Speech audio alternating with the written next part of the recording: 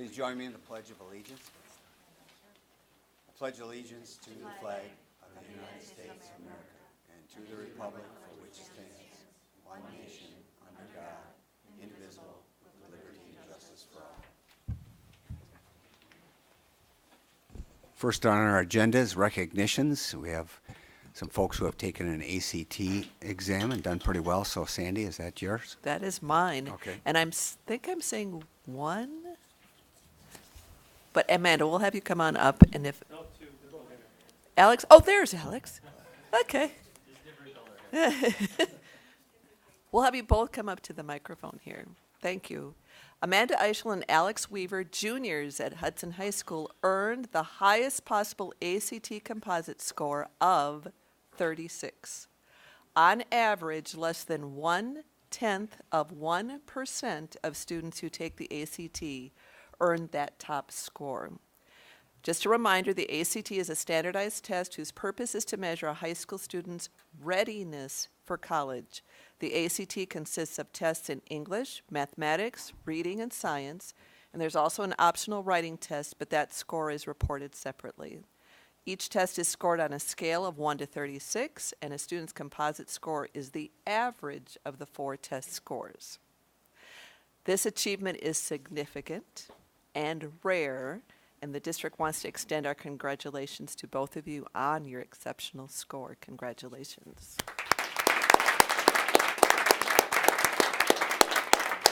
So I know you're just juniors, so you don't have all your plans set. So if you could talk to us a little bit about, did you prepare for the test as juniors, or would you say some of it's due to the coursework you're currently in, or have made sure you're taking 9th, 10th, 11th? And then if you do know your plans after high school, please share, or what you're hoping to do after high school. And you can move that microphone up and down to make it work for you. So. Well, I don't know about Alex, but when I went into it, I decided I was going to study over the summer. So I mostly prepared the timing because you're very crunched for time when you take the exam. But as for content, I reviewed a few things like how to do long division by hand, but the rest of it was mostly just stuff I had learned over the years. And as for plans after college, I'm not sure exactly where I want to go. I haven't narrowed down my list yet, but I'm interested in biology and chemistry. Very good. Thank you. So I kind of decided the same thing as well when I started. I'd figure I'd take a test run, maybe do a couple practice tests before. So on the weekends before, maybe 6 weeks before the test, I started doing practice tests, which really helped me with timing. And in terms of college, I don't really know where I want to go yet. We'll see what kind of opportunities are available to me. But Yes.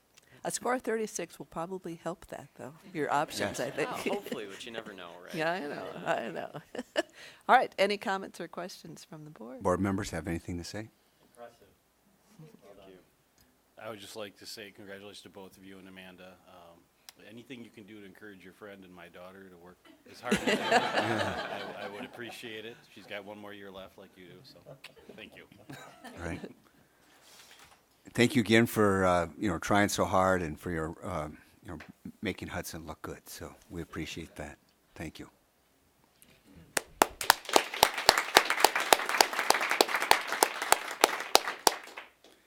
All right. Next is citizens' request to speak. First up will be Carrie and Alex Weaver, and I understand that they would like to be able to split their 3 minutes, so that's fine.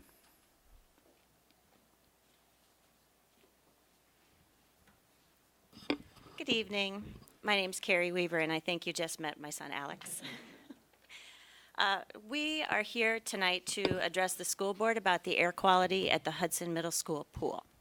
And I will preface this by saying I did have the opportunity to meet with Tim and Jim Staskal last week, and I appreciated that very much. However, I did want to provide some additional information that came out subsequent to that meeting.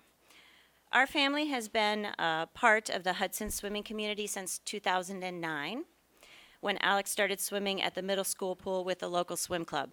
And for the first 8 years that he swam all year round at that pool.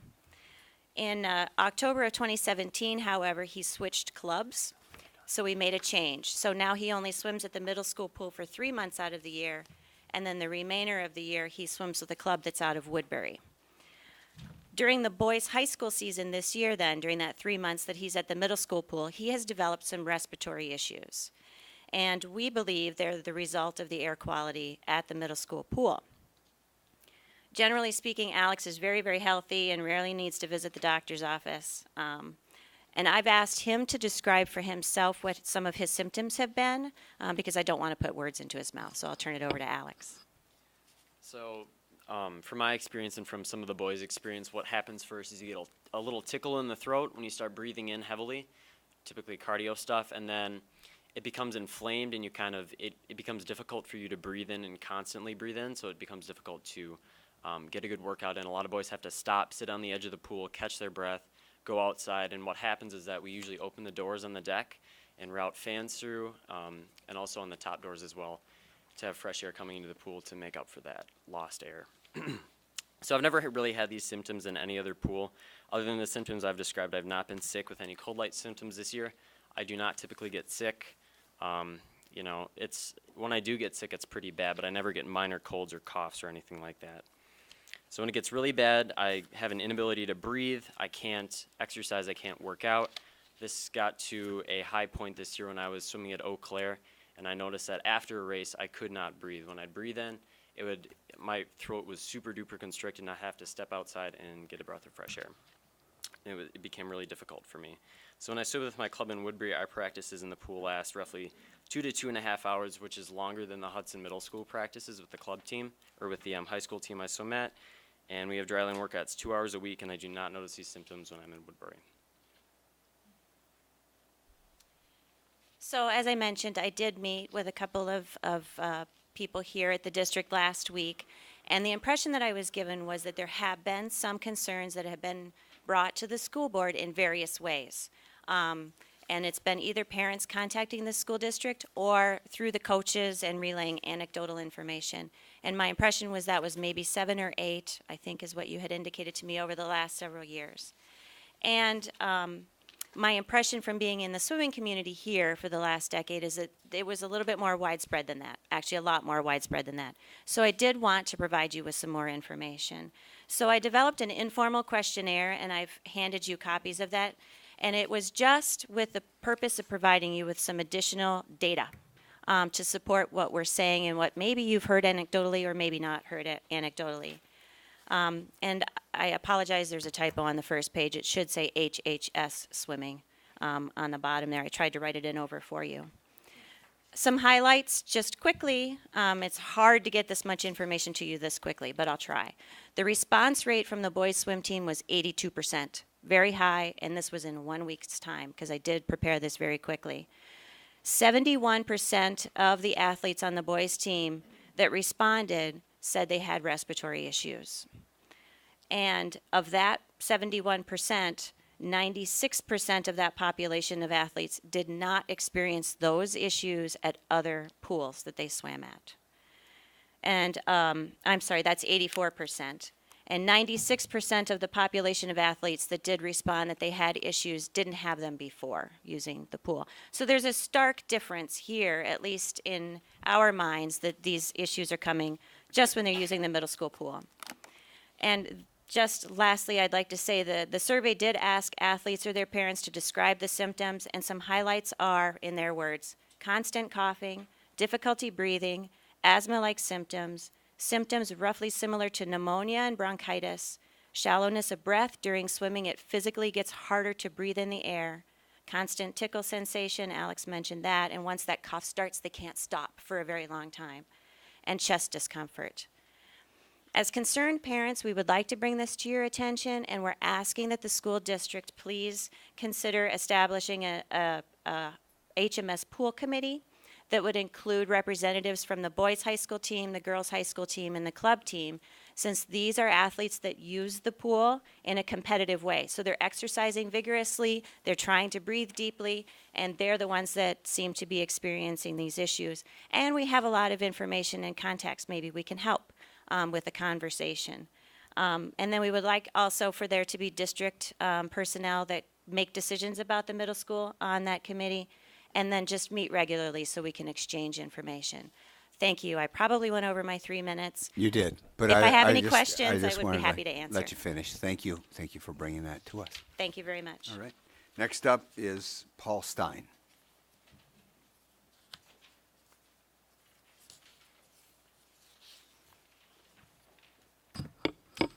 My name is Paul Stein, and thank you for taking some time here to listen to me also speak about the Hudson Middle School air quality. I'm here as a representative of the Mako swim team, the club team in Hudson, and I'm here as past president to speak for the president who's not here. My daughter has been swimming with the Mako swim team for about 8 years, going back to 2010. And she's been on the high school girls team for the last 3 years. As we believe, there is a known issue dating back to 2015 when Bob Reynolds may have spoken to some of you about the same thing. He brought in a very nice packet of information, gave it to you, and it was probably processed. Part of the air quality issue that we have witnessed is going back to the Hastings Swim Club, going back into 2015, when they advised us that they will no longer attend our pool due to the air quality. They actually had their head coach go to the emergency room. Shortly after we hosted a meet on a Sunday evening, she had to go to the emergency room due to her respiratory issue. We also host meets about 3 times a year, and during these meets, because it's a known air quality issue, perceived, is we actually get barn fans and we place them on the floors in opposite corners to circulate the air, and not across the pool, but just simply circulate the air to keep it off the top of the pool, which seems to help short term in a little bit, but not long term. It's nothing that we can do on a per practice basis. So piggybacking on what Carrie had mentioned about the survey, we sent a survey, an identical survey to our 72 members of our club, and we had 70% response. We had 50 families reply, and of those 50 families, 74% responded saying that there's been breathing issues for their kids.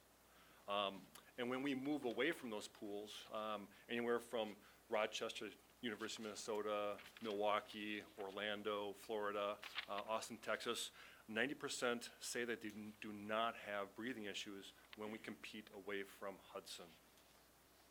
Some of the symptoms, similar to what Carrie had mentioned, was coughing, shortness of breath, lack of deep breath, which in a swimmer is very important, bad headaches, sore throat, particularly sensation in their throats, a tight throat, upper respiratory and skin issues, and also air burns in my lungs. I do not have a copy for everybody, but I do have one copy of the information that I'd like to hand off to whomever, and you can either make copies of it, or I can also email you the results for your records. Thank you. All right. Thank you. All right. Next up is Laura Stein. And I failed to mention, yeah, we do have their addresses here in your Hudson residence, so, but yes. Hi, I'm Laura Stein. Paul Stein's my husband. Ella is my daughter, and she's been a swimmer, as he said, for a long time, both through the Hudson high school team as well as Mako. And I'm here tonight as a booster board representative for the girls and the boys team. I sent the same survey that Carrie created to our girls team. I didn't have as great a response as both Mako and the boys team did, but I did have 40% of our swimmers and divers respond, and of that 40%, 100% of them who are experiencing problems with swimming or with breathing said it was in the Hudson pool. Some of those, 90% of those swimmers and divers didn't experience respiratory breathing at other pools. Parents also reported that as spectators, their family, their grandparents, other people who were just watching the kids had respiratory effects. So difficulty watching within the stands and would have to move to the glass window area to watch their girls swim or dive while they were there. I don't have a lot of new information other than the other symptoms that we had were burning, itching skin, difficulty taking a deep breath, having to take breaks at sets, coughing, repeated coughing, so that kids would be on inhalers at certain times, especially as the competitive season went on. The other information that was a little different is we did have a documented case of pneumonia and bronchitis that happens according to the parent that filled it out every year at the high school swim season. So as a parent who is on both Mako and at the high school level, I do talk to other moms and dads, and this has been a concern for years for us. And I will submit a copy of this as well to someone up front. And then I also have a PDF that I can email to anyone who'd like it. Thank you. Thank you. All right. Again, thank you for your information. Is there any other request to speak about non-agenda items? We do have agenda items that will be taken on action on later, but any other comments about non-agenda items? Seeing none, then we'll move on to reports, the superintendent report. So I'll turn it over to Nick.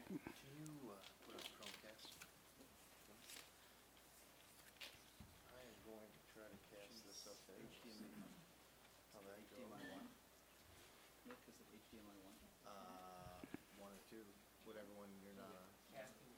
Two. There you go. You want to go to the Chrome network?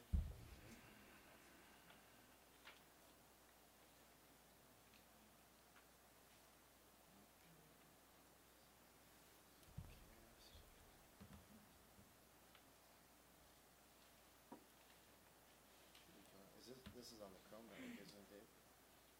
This one's on Chrome, correct? Yes. Large meeting room? Try it one more time. Otherwise, I'll share it with Tim if I can't.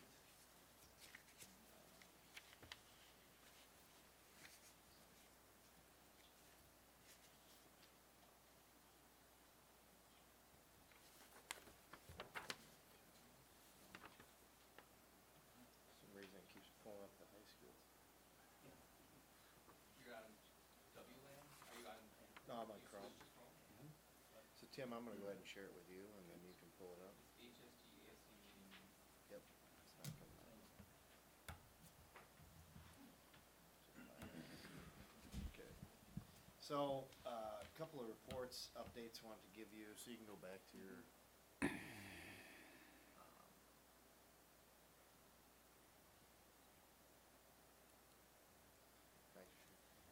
So, just kind of an update on. Okay. Interesting. Not sure why it's doing that, but if you want to go to the tab that I shared with you.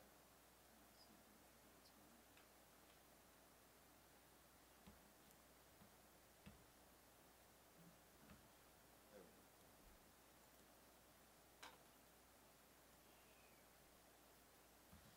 Okay, so as you remember, we went through the visioning exercise over the course of the summer. We had kind of our second and final kind of part of that was in September when we wrapped it up, and then from there we were creating, what's it?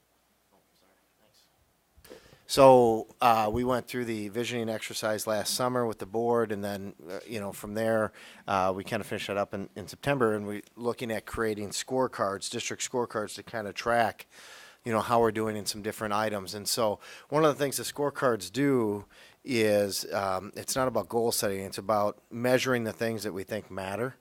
And if you remember back from the board visiting session, there were 5 different areas that the board said, hey, if we're doing well in these areas as a district, we should be doing pretty well. One is strong academic achievement at all levels. Another one is preparing students for postgraduate success with life skills. The third one was supportive, inclusive learning environment. The fourth was recruiting, retaining, and supporting quality employees. And then the fifth one is parent and community are engaged and know what's going on. And so what you're seeing here is a draft portion of it, and that's why this isn't linked to the public agenda just yet, because we're just finalizing a couple items on it, but we want to give the board kind of an update of where we're at, is you're seeing the scorecard portion right here, the first scorecard for strong academic achievement at all levels. What we did is we looked at, after we got the board's kind of 5 areas, or shared vision areas, what we did is we, as a leadership team, we came together and we started to brainstorm how would we measure these things, or what are the things that would matter most if we were measuring strong academic achievement at all levels.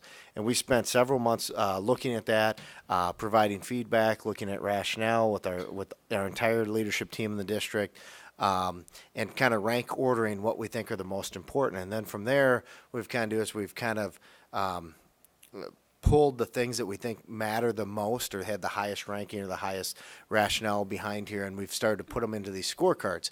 And so what we wanted to be able to do is look at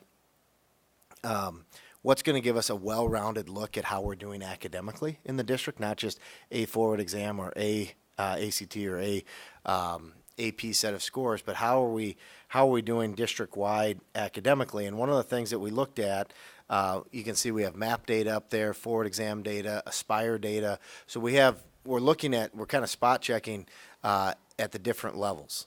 And what we have is the scorecard's kind of broken in. We have our baseline, and then we have our vision of where we'd want to be, vision, where would we like to see us. The vision is set up on the achievement areas to be in the 95th percentile of districts in the state, so be in the top 5% of school districts in the state. And by setting those percentages to the right, that would put us in the top 5% of all school districts in the state. And so what you'll see is if Tim scrolls a little bit to the right, actually we don't, it's not, we'll have our 18-19 data put in there, and that's essentially it's our baseline data, because our baseline data is our first year data that's going on right now. And then what'll happen is any areas that obviously that we're hitting, that we've hit the vision, obviously they go green. Any areas that are at the intervene levels will go red. We haven't determined the intervene levels just yet. That's kind of part of the reason why we're still in draft for all of the areas. Some of the areas we have, some of the areas we haven't. But what you can start to see is, again, we're wanting to be able to give measures so you'll be able to look at a glance, and the public will be able to look at a glance how we're doing in a variety of different ways. If you keep scrolling down, Tim, you'll start to see that it's not just test scores. We're also looking at the postgraduate stuff. If you scroll a little bit to the left so you can see what the measures are. That's your right. Thank you. We'll be looking at graduation rates. We're looking at office or discipline referrals district-wide, average daily attendance, things that are more soft skill type of things, that we're hearing, preparing long-term, looking at PBIS data for the elementaries, the work keys with ACT, and then some participation rates in different classes by subgroups. But then we've also included as well is our Gallup student poll. If you remember, we did a student engagement poll, so we pulled some of those indexes from there for this one as well. And so what you're seeing us do is we're building these different components, keep sliding down. The supportive and inclusive learning environment, you're seeing you're going to see other measures that are on here, looking at, special ed students in general ed settings, and as far as we're looking at what percentages pull out and things like that. We're looking again at more Gallup student polls, so we're constantly tracking those items and where we're at with those. We're looking at the closing the gap measure. That's on the state report card that they give each building and give the district. So trying to have kind of a one-stop shop kind of dashboard where you're able to look and see, are we getting to where we need to be? And if not, why not? And what are we doing from these different components?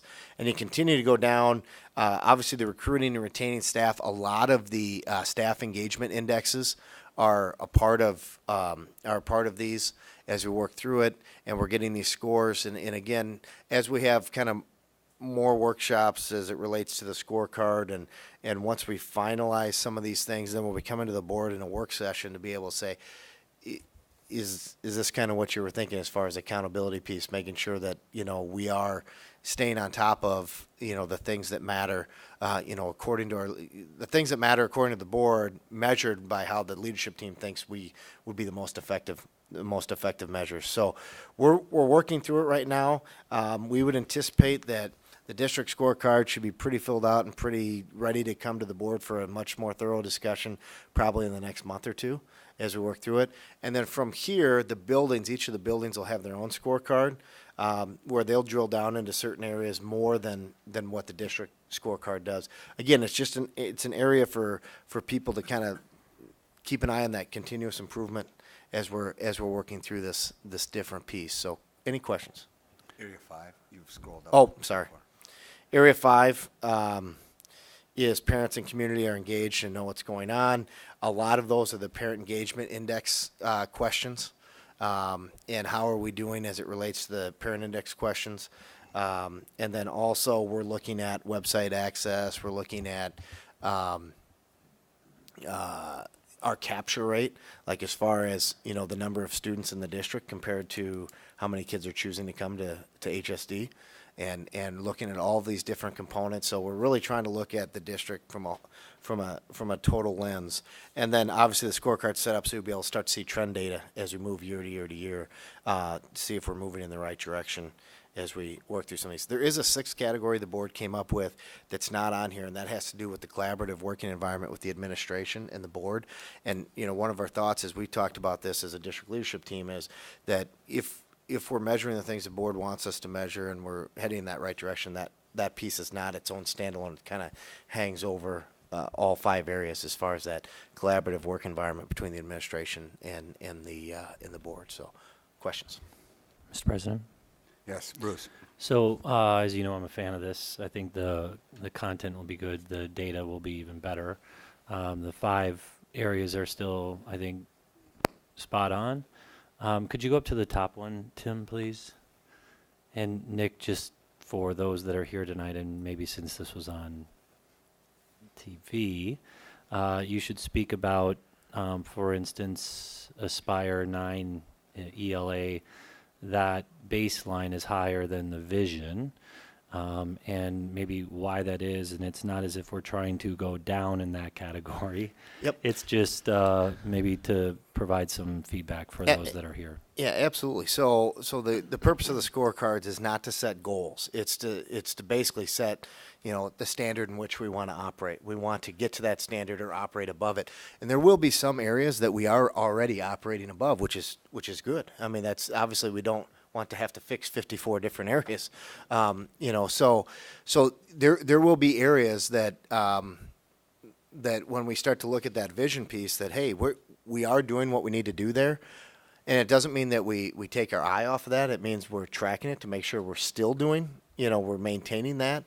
But it wouldn't be that we'd want it to go down in some of these components. But at least on the vision piece for those components, those are really based on when we look at statewide being in the top 5% of all districts.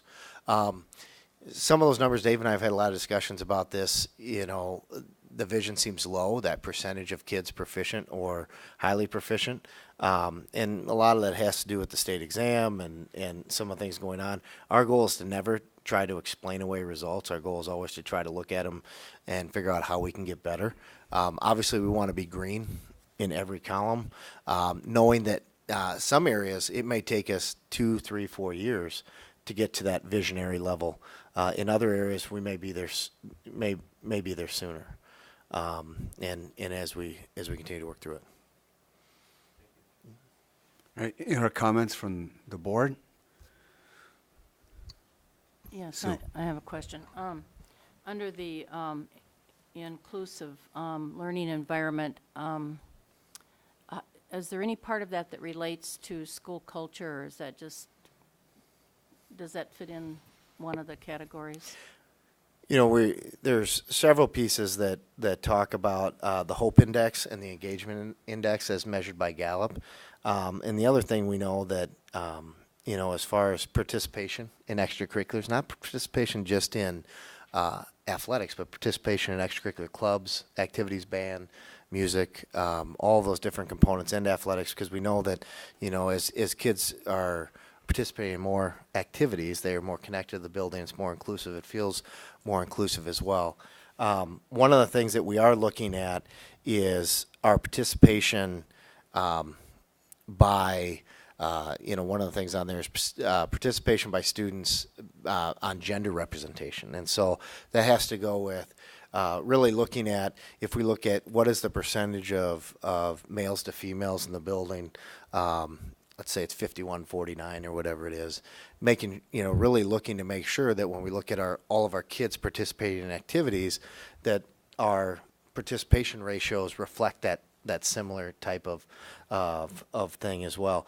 The other component, as we're looking at this, is there will be some different components that, like, the high school may look at, and the middle school may look at, as it relates to potentially, okay, what percentage of kids that may have special needs are participating in activities and things along those lines? How does that compare to the percentage of kids with those same level of needs in general? And so really digging in. So the building level scorecards are going to dig in at even a deeper level. It just got to the point where we're already, I think, measuring 54 items at the district level, that trying to figure out how do you balance some of those different components out. But I understand what you're saying. Any other questions, concerns? So is this something that likely would be presented first at work session and then? Yeah, so we'll be presenting once we get it all finalized, get all the baseline data in, go through all the intervene and vision data, and then there'll be a presentation as to where did we come up with the vision number, where did we come up with the intervene number, and we'll work through all of those different components prior to sharing that with the board. It'll be at a work session, and then obviously the board can approve the scorecards. It doesn't necessarily take official action, but it's just, hey, this is a way that we think would be a good way to measure. And then what we want to do is set up on an annual basis, potentially over 2 or 3 work sessions. Okay, let's dissect this every year as to where we're at, how we're doing, what are some of the different initiatives that we have underway in order to address any areas where we're not at where we'd like to be. One of the other components I've talked to the leadership team about is, the expectation is, as we look at new initiatives, as we look at new things going on in the district, how do we tie that back to the things that the board has said is most important, so that we don't end up on these kind of tangents, tying everything back to, okay, if we're going to adopt this curriculum, or we're going to adopt this set of standards, or this technique, or we're going to add this club, or we're going to do these things. How does that help move us towards any one of these items? How do we tie it back to a scorecard item as we work through here? So, any other questions on scorecards? Looks like there are none. Okay, so the next item on there, I'm sure some people are interested in knowing, how are we going to make up all these snow days, especially with the pending weather tomorrow. So we've been talking about it for obviously a little over a week, as we've had just snow day after snow day, or cold day after cold day. I guess weather day would be the best way to put it. And looking at how do we make these things up, and there'll be an action item later in the agenda as we work through this. But right now what administration is looking at doing, so we have a multitude of things. We have the minimum requirement of hours the state requires us to have, and that's never really been our standard. We've always kind of been above that standard. And then we have the number of contract days we have with staff. And then we have also, obviously, the number of hours we have with our support staff and things like that. So there's a lot of different components that play into this. And so right now, we have missed 6 days so far in the school year. We typically say we have 2 built in as far as hours. Could we have more than that built in if we went to the minimum hour requirement with the state? Yes. I mean, we would have more, but typically it's been our standard that there's 2 days that we don't make up, if we have snow days. And that was set, I think, before I came. I don't know how long. It was before Andrea. Dave, do you remember how long it's been like that? It's been quite a few years when we made the decision to add 2 contract days Okay. and instructional days at the same time. Okay. So with that being said, we've missed 6 days. And so what we are proposing at this point is we would look at 2 of the days would just be built into the schedule. They're just built into the schedule. We wouldn't make 2 of them up. We would look at removing the late starts and early releases So we have 2 late starts, I think, scheduled left and 1 early release scheduled left. So that is about 6 hours of time.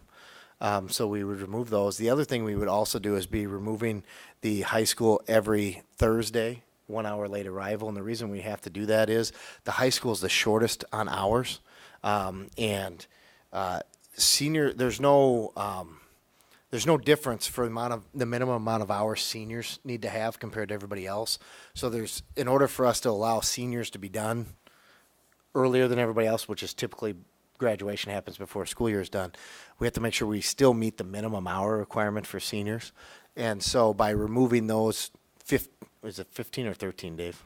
13 that are just the Thursday. So we'll pick up some additional days at the high school because the high school currently is deficit on that. We would recommend going to school on Good Friday, which is currently a day off. It's the 19th of April. And then the last component would be to add 15 minutes to every school day. So if we add 15 minutes to every school day starting on Monday, and we go to school on April 19th, which is Good Friday, and we remove the late arrivals / early starts or early releases, we would be able to still get out on the same day we were planning, June 11th. Some people would say, well, gosh, it seems awfully drastic to do all these different things. Why don't you just tack a couple days and leave some of them alone? Well, it's February 11th today, and we're staring another snow day potentially in the face tomorrow. We may still have to tack days on to the end of the year, and so what we would say is, so after this, so any snow days that happen after today, the first snow day would be a staff-only makeup, and then any snow day after that would be staff and student makeup. And again, you got to understand because we're trying to balance both student hours and also staff contracts as we're working through some of these things. Do we have potentially some additional student hours where we wouldn't have to make up as many days? Sure. But, what's happened is we lose that amount of instructional time. We need as much instructional time with kids as we can. And why we landed on 15 minutes is 15 minutes basically gets us two additional minutes per period at secondary.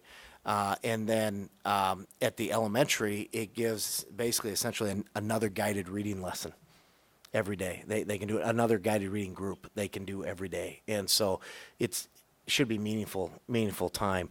You start to look at other times, it starts to become harder and harder to have it be meaningful time. So that's kind of the recommendation, and what we wanted to get is some feedback from the board as we move into the action item later tonight.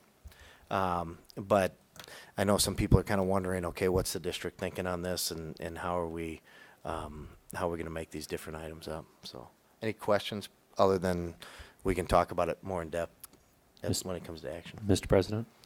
Yes, Bruce. I mean, it's sound. I don't know how else you're going to get at it. Are there other schools in the surrounding area that are reaching out to the governor for some sort of a exception? Yeah, I mean, it's the whole asking for the exemption it's kind of a double-edged sword, because as we sit here and we try to lobby the legislature for additional funding for summer school, and then turn around and say to the legislature, it's not good to go to school on June 12th or June 13th or June 14th, they kind of throw that right back at us and say, well, then why do you want more money for summer school if you're telling us it's not good to go to school in the summer?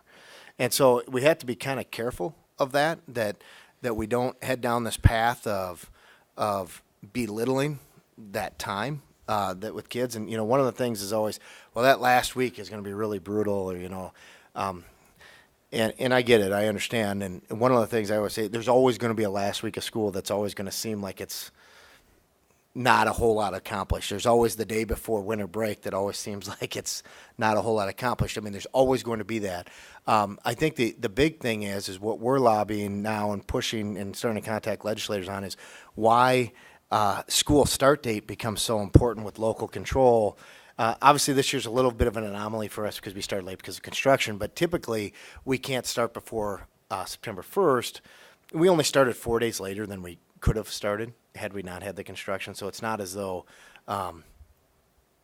we were 2 or 3 weeks later. But, if all of a sudden we're starting more like the 20th of August and finishing, if we don't have snow days, sometime the last week in May, adding 2 or 3 or 4 snow days onto the end of that becomes less of a intrusive item, type of thing. So, the other piece is if we don't make a decision now as far as adding time, and let's say we say, well, let's not add time now, let's wait and see if we have any more snow days. If we all of a sudden start having some snow days, the further we get into the year without adding time, the less time we have to make up. I mean, obviously, you need that compounding amount of time. So that's kind of the gist behind it. Makes sense, thank you. And then my only other, I guess, concern is, it seems to me, Thursday mornings often are used for a variety of things, even clubs, trying to get together to meet during that time. That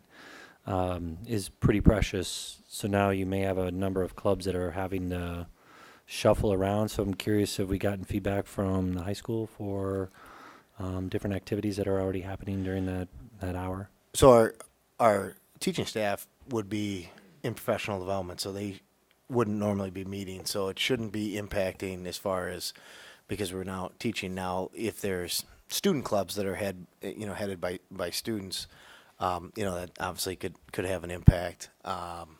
It's just right now with that early or late arrival every Thursday at the high school, the high school is really, really behind on hours compared to the other buildings with the snow days. And so we don't want to move graduation. I don't think anybody wants us to move graduation. And so we want to make sure we're building up enough hours so those seniors can still, and we don't want to bring seniors back after graduation. That is not good for anybody. And so we just got to make sure we're banking enough time. And getting rid of professional development time, the early release or the late starts, it's not ideal. But I would also say that this is probably not a normal year.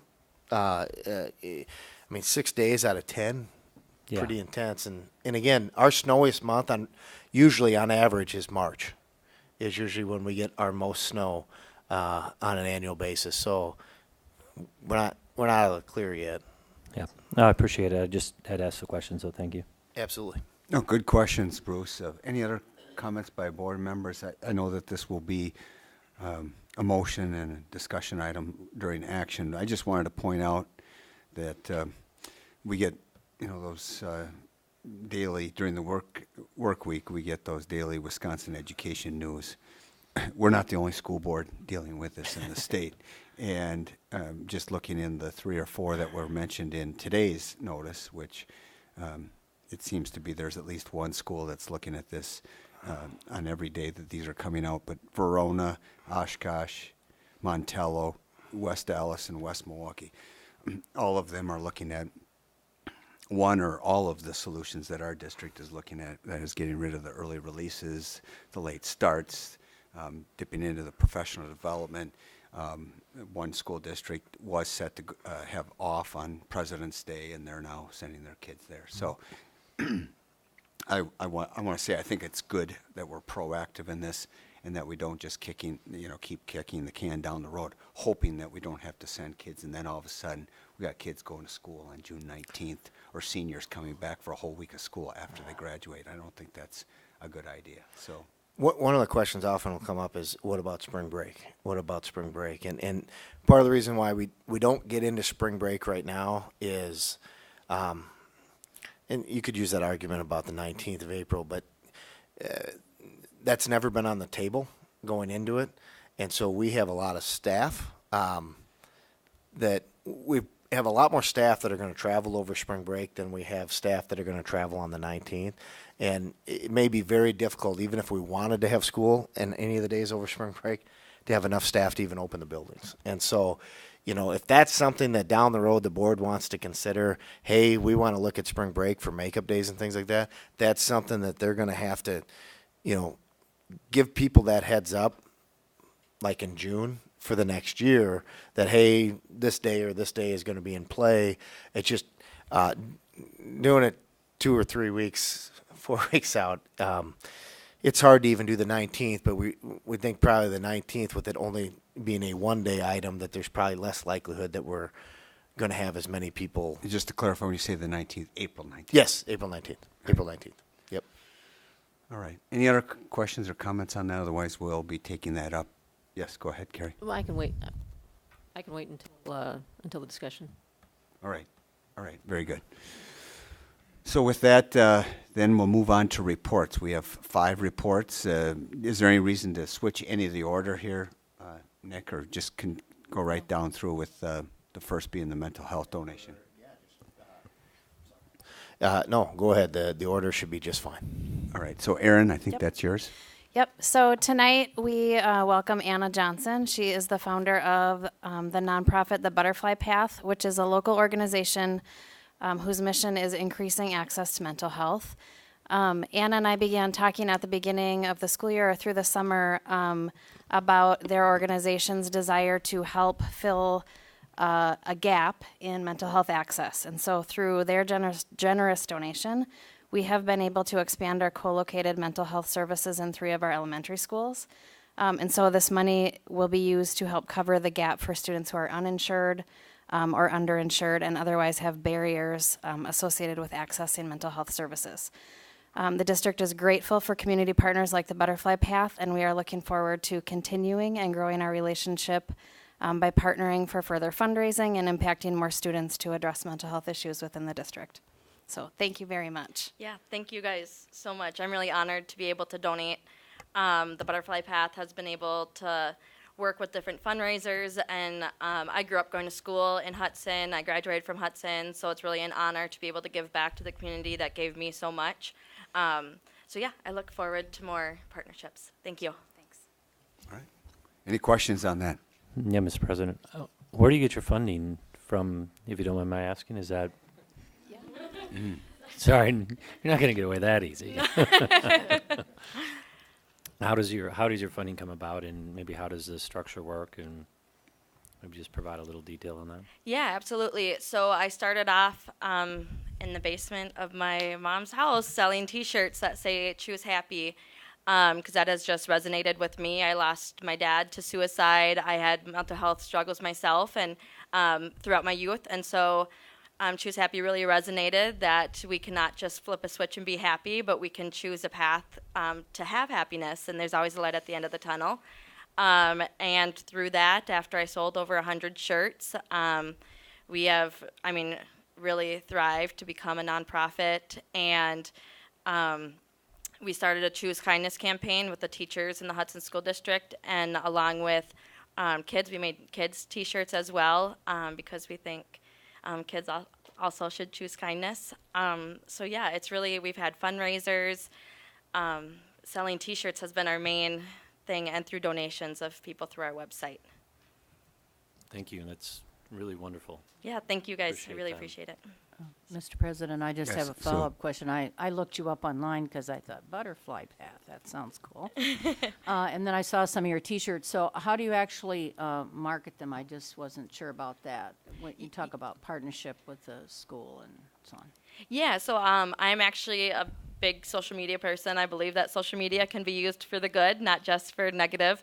And I'm actually a full-time social media advertiser over at Hubbard Broadcasting, so I use that knowledge to really push out the Butterfly Path. And so nights and weekends are dedicated to making sure I'm getting all the resources. I've met with Prairie Care over in the Twin Cities in hopes of bringing more resources over from Minnesota to Wisconsin. So just through social media really is all I do. Again, thank you for your efforts, and we really appreciate it. Yeah, thank you. I really appreciate it. Yep, thank you. All right, next up is the middle school English language arts update, and I imagine we have some folks Yep, here. thank you. Tonight's teaching and learning update is in the area of middle school English language arts, or ELA.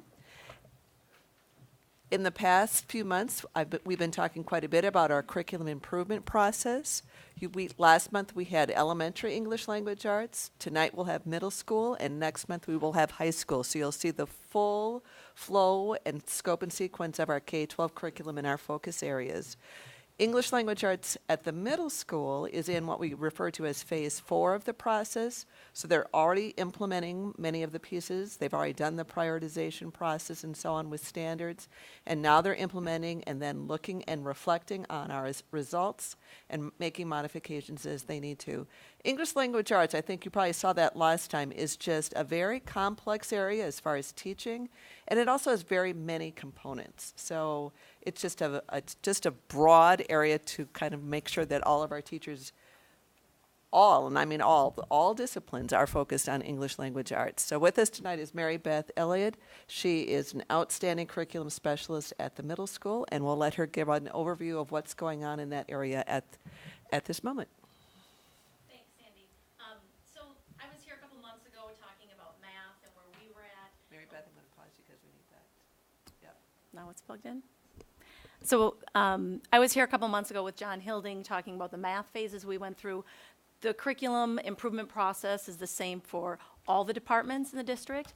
One thing that ELA did a little bit different was we met with a panel of high school students, businesses, and higher education professors to find out what were the strengths and challenges that current employees were facing when they got out into the real world.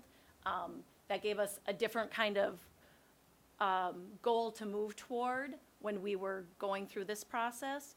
We also brought in an AP, which is an advanced placement, ELA consultant, and I think Susie will talk more about that. But that advanced placement consultant worked with all of our secondary 612 ELA teachers. He observed them, he looked at our school data, and so then he talked about some things that he saw as challenges and strengths in our current program, which helped us also build this new or updated curriculum that we are currently in phase 4.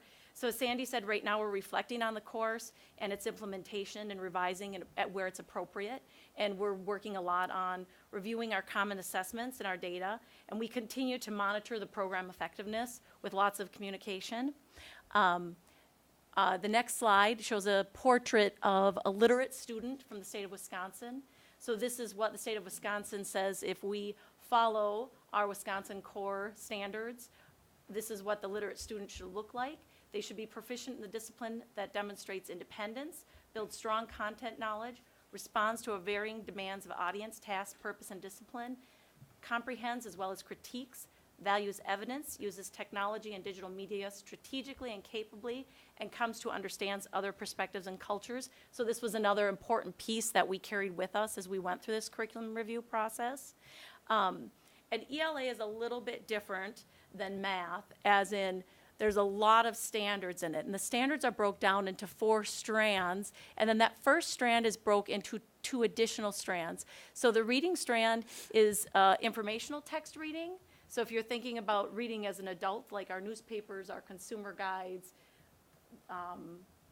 just the information that we're getting on a daily basis versus the literature would be the novel and the pleasure reading that we do as adults. And then language would be language conventions that most of us would have called like the grammar and spelling standards or instruction that we got as students, and then writing and speaking and listening. These standards are very similar, 612. And I have an example. So the first standard in the reading informational text, in 6th grade, the standard says, and this is a portion of it, not the whole thing, cite text evidence to support analysis. The 7th grade standard is cite several pieces of text evidence to support analysis. And the 8th grade standard is cite text evidence that most strongly supports the analysis. So you can just kind of see 612, the vision of us really working together, because those standards stay very consistent with just little minor tweaks in the language of it. And it comes down to the instruction in using text complexity, making the text more complex for students. At the middle school, we've kind of rooted our foundation in volume. We want kids to read and write a lot for a variety of purposes and audience, and that's part of that literate, that portrait of the literate student in Wisconsin. Choice, working with middle schoolers, offering them choice in their reading and writing, we know impacts their engagement, which also impacts their achievement. And then the instruction that teachers are doing on a daily basis really revolves around modeling and conferring, and then the explicit skill instruction is taught based off that conferring that they do with kids. We worked with the elementary. At the elementary level, our students get 120 minutes. When they move to the middle school in 6th and 7th grade, they have 2 classes of 45 minutes each, which is equal to 90 minutes. And in 8th grade, then they go back to 1 class of 45 minutes. And that 2 sections of language arts at the middle school has went through several different transitions over many years. When my daughter is a junior in college, when she started there, it was a reading and a writing class, and that's how they separated it. Then with my second child, it was they tried to overlap. So when one class was doing reading, the other one was doing writing based on each trimester. To right now where we landed in this is having a literature class and then an informational text class, because it's so hard to separate the reading from the writing. So really keeping those together. And then 8th grade has it all together. So we know that we want kids to practice to model, our model allows students additional practice with the kind of nonfiction tests they'll encounter in college and at work, and that we need to keep developing their repertoire of ways they think about text, because as they get older, they're going to encounter more technical text and challenges in their writing styles. I know Amy talked about the readers and writers workshop that the elementary does. We have a little bit different model, similar but a little bit different at the middle school, just because of the time constraints that we have. You'll see teachers doing, it's more based on the day of the week. They might do reading, like reading 3 days a week, writing 2 days a week, and then it could vary based on what unit they're in throughout the year. Speaking and listening is kind of scattered throughout. We've worked really hard, like Sandy said, across the building with all of our teachers, not just our core teachers or just our language arts teachers, to have them using some of the things we start in language arts. So in language arts, when we work on presentation and collaboration skills, we have a rubric, which is a grading tool we use, that all the other areas are able to use then. So again, the explicit instruction of skills, though, are given in presentation and the collaboration. Because our goal is really to add strategies to those toolboxes to help them tackle difficult text material, increase their understanding while stressing the enjoyment, engagement, and positive reading attitudes. The resources that we use to deliver the curriculum, as I've already talked about, is a workshop model. 2 years ago, we added McGraw-Hill, which is a resource for us. They have model lessons in there, as well as skill instruction that we're able to directly send out to kids. It's a digital tool, as well as not a paper tool for kids in the classroom, but we can make copies and give to kids. We still do whole class novels or whole class text. And then we offer a variety of book clubs to really increase their choice when they're reading. And then we use Membean for our vocabulary instruction, and it's an adaptive software that is directly aligned to a student's skill level that stays with them 6-12. So at the middle school level, 6-8, every student is required to do 30 minutes of Membean instruction, and it's actually 6-8 that's our lowest requirement, and 9-12 I think they up it and do a little bit more than the 30 minutes. Along with keeping some of those rubrics consistent across the building, these are new posters that are in every single classroom in our building. We've created common expectations that serve as a reminder for students that regardless of what class they're in, the reading and writing expectations remain the same.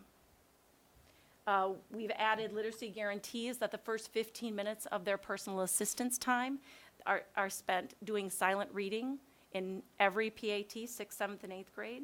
And there's lots of collaboration, happening between social studies and language arts. Specifically, as we've developed some of these common rubrics, the social studies teams are asking for a lot more guidance from the language arts teachers for scaffolding some of that more complex text that they're reading with primary source documents. We also use an ACE response rubric. ACE stands for Answer, Cite, Explain, and it's a structure that we teach kids for when they're responding to questions. And I know one of the things that Amy always says, they need a structure before they can be flexible in their thinking. So teaching them that when they're responding to these types of questions, whether it's in social studies, science, tech ed, or engineering, and in music, they use this a lot too. They use this strategy. So it's a consistent tool that we assess in the same manner, and it's used across the curriculum, and it helps really, it's a strategy to help students organize their writing and support their thinking. And the rubric that we've developed is 6-8, so there's a scaffolding and a progression to it too that helps not only the students but the teachers too. And then this is measured through, we have common units assessments at the middle school. The teachers work together during their PLC time to create these unit assessments. This is our second year of administering the Rater Literacy Assessment that has the same test blueprint, and that's administered 5 times throughout the year. We're currently working on interim assessments to occur at kind of different marking periods to see students' growth. And then external assessments that we continue to use are the Forward in the spring, and then NWA in the fall and the spring. As we continue to support our teachers, the middle school has used and structured their time that every language arts teacher has prep at the same time, so they have the potential to meet every single day to do some common planning. Every week they meet as a PLC, and then the media specialist meets with them once or twice during the trimester to just find out if there's any additional resources that they're needing. We work with the reading interventionist, and then both Nancy and I as instructional coaches continue to support them.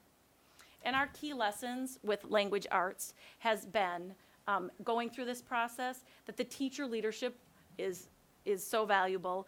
Their expertise in the content area, and their understandings of the students, we couldn't do this without them, this work. Creating that consistency really with the common rubrics and terminology. So, when we say summary in language arts, it means the same thing when they're using that verbiage in social studies, 6-12. And then the collaboration. We continue to work together to create the scaffolded expectations in reading, writing, and speaking and listening. And we continue to have discussions during our PLC times, during our 6-12 meetings, really clarifying the standards. Any questions? Sue? Mr. President, I always have a question.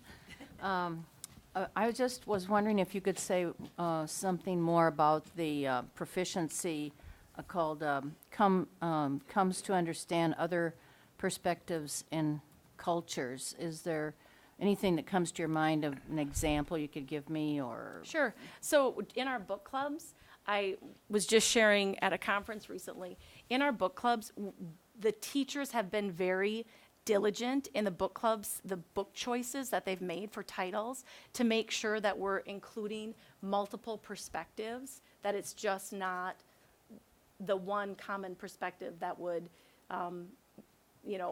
would be reflection of just Hudson's demographics. So they've tried to make sure that there's students of color, students of different socioeconomic backgrounds, that there's lots of different representations in their book clubs. Okay. Any other questions, comments? Thank you for your report and for your work on continuous improvement in this area. Appreciate it. Thank you very much. Next up, we have a transportation update. Who is that, Andrea? Yep, and I'm going to invite Steve Schonecker up to the table. I am super excited to welcome Steve. I know you guys know some of the transitions that have occurred the last 6 months or so with respect to transportation. And so what Steve is going to do tonight is show you some of the new software, tell the board a little bit about himself, and then talk about where we're going with transportation. So again, I'm excited to introduce you all to Steve. Thanks, Andrea. My 2-year-old granddaughter has one like that. So the tablet I handed you, that's what we're going to talk about. Also, it's always tough to follow Mary Beth up. So, as Andrea said, I'm Steve Schonecker, the new Assistant Director of Transportation. little bit about myself, seeing as this is the first time I've met most of you. My wife, Jenny. I got a son, Grayson, who's 9, Molly, 7, and Tanner, 4. We live across the river in Stillwater, but fell in love with Hudson. Love this place to work. Met some great people. Outside of a floating custodian, I probably worked in more buildings than anybody else in the district, so that's good too. So I started out 3rd grade teacher at Rivercrest Elementary. I actually had Rob Brown's daughter in my class for my first year in Hudson. Moved from Rivercrest over to EP Rock and taught 3rd grade and 5th grade for a few years, and then the last 2 years before this, I was the district-wide instructional technology coach. So I kind of wanted to talk a little bit about Traversa, which I know you guys know some about, but hopefully I'll give you a little bit more of a detailed view. So that's what we use to route our kids. It's a secure web-based routing software, which is great because I can do it from anywhere. I don't need to be here to do it. I can get a call at home, jump on, find out what's going on. It's a really nice tool. You can create and manage school bus routes, but you can do a ton more with it, which is great. It's something that I found we didn't have in place before, and it's really going to support our initiative for safety and efficiency in our routes. It's how we control our boundaries, so if you've been out and looked up your address to figure where you're going to be at for elementary school next year, that's all and thanks to Traversa and the mapping that it can do. You can geolocate buses, and then there's also a parent portal piece that I think is going to be really cool. I've been testing it out with Nick's son, and I can kind of tell when's this kid going to get picked up. It gives me a live time ETA, and we're rolling that out as we speak. He doesn't trust me to try it out, so I gave him access. So this is kind of a glimpse at the back end of Traversa. This is a route. On the left side, you have all your stops. It tells you if you click on I think Andrea told me it's called the little present box. It'll tell you which students should be getting on it, which stop. You can click on the student. It tells you what school they go to, how old they are, and then I can go even further and get into phone numbers, emails, and any contact information we need. The times are just like a Garmin. You put in your directions, it gives you an estimated time. But really, I've found with collaboration with Safeway, the times aren't always accurate, so we're constantly checking with bus drivers, hey, is this the real time? And also the new app allows me to see, okay, the bus is here, it says it's supposed to take this long to get there, and I can just watch it happen, which there's a video of. Next slide. This is the boundary, so what's really nice about this is, as you guys know, in the past few weeks, a lot has changed. I can layer our old boundaries with our new boundaries. People are calling in, with questions or concerns about where they're going to be next year, and I can pull it up and I can tell you exactly where it is. And these are all put in off of lots. They're not drawn by me, so it's about as precise as you can be. And you can edit as the board, or we make changes or have discussions about, does it make sense is it safer to have this street feed to this school? We can go in and edit that as we come to a conclusion. And then the tablets that I set down. So this is the GPS component. So every bus has been outfitted with a mounting bracket for that tablet that I set down on the table. We're currently rolling them out at Safeway. We started out with a rollout plan of 8 a week. We ended up coming to the conclusion that, hey, let's roll them all out. Let's hand out a troubleshooting sheet, a way to track common errors so we can go back to Tyler Technology and say, here's what we're seeing consistently. So we're doing that. We said 4 days. That was before all the snow days. So I was talking with Nick. I said I saw a funny comment. It said maybe we should make a call every time they do have school. Yeah. So we're currently doing that. And as you can tell, at Safeway, the bus drivers, that's a whole nother training, is teaching them just how to use the tablet. It's meant to be pretty simple. All it does is access this software. But as anything new with technology, it takes a little bit to get used to. You have access to all the runs, but say my son is assigned to, his driver is Jenny, that when Jenny logs in with her last 4 digits of her cell phone number, it only pulls up her runs. If you need a sub for the day, you can just say add a run. They search the run, and now they have that run. So in that pinch where you do need to put someone on a bus that maybe doesn't always drive the route, you now have that driver with access. He knows or she knows every student on the bus, every stop on the bus. If she needs to, it'll give her directions. Just a huge piece that we didn't have before this. The active GPS allows me to monitor where the buses are at, also Safeway. So if they call in to dispatch and say, I must have missed a turn, as you'll be able to see in the video, we can see the bus number as it's driving around and say, yes, you need to correct that and go up a street and turn right. Student ridership tracking. In replacement of the backpack cards that they're using now, which are just a paper copy, this year, by the end of the year, they'll all have their own bus tag. The only identifying information on it will be their name and a unique ID to each kid.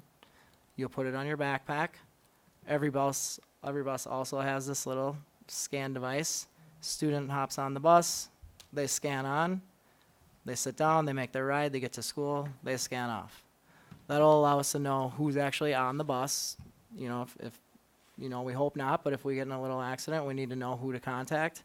We have that list immediately, and it's right there for everybody to see. When the driver is driving, that would be the picture in the bottom right. Once you go over 0 miles per hour, the screen goes dark. It does give you directions on the top if you want. You can have volume on also, just like a Garmin, so it'll tell you. When you come to a stop, that's the picture at the top right. You pull up to stop number 3. It shows you, we just got all the kids loaded, all their pictures are in there now. It'll tell you, here's who should be getting off here. That student would just go, unload, say that student wasn't on for the day. You just say, skip.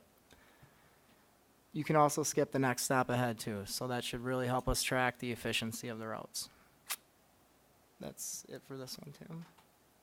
This is a little video. If you're playing on your computer, you might want to turn the volume off. It was just a screen capture that I did. Maybe if we blow up the video, yeah. So the green arrows are the ones that have active GPS going. Every 10 seconds. Tim, it's kind of hard to see the green arrows. So, Tim. Oh, I can see him there, yeah. I think it's paused right now too. Yeah, there you go. So every 10 seconds, and you can change it what you want. You'll see the bus shuffle around. You might get a little seasick watching me. It's basically all those numbers. Yep. So if they call in and say, hey, I'm on bus 240, I missed my turn, I can come over to the left, find 240, click on it. It'll zoom in on 240, show you where it's at. I can look up what the next stop is and then reroute. The tablet will do that itself also. But really right now we're just trying to get drivers used to having the tablet on board. Still making the emphasis, get the kids to school, home, and all that. So as we roll it out, we'll take advantage of these features. But really on the back end, this is the middle school. These are all the buses lined up at the middle school. Like right now, it's been great lately because buses have been a little late. And if someone calls in and says, hey, the principals all texted the other day, just wondering, can you give us a heads up where the buses are at? Well, if I know the buses that are supposed to go to Holton, and I go up to the Holton area, I can see how far out buses are. I could call Safeway and say, hey, I see 260s a little ways away. It just makes, the communication has been streamlined so much. It's great. The rest of the video just pops in and out. It might be something you want to watch later.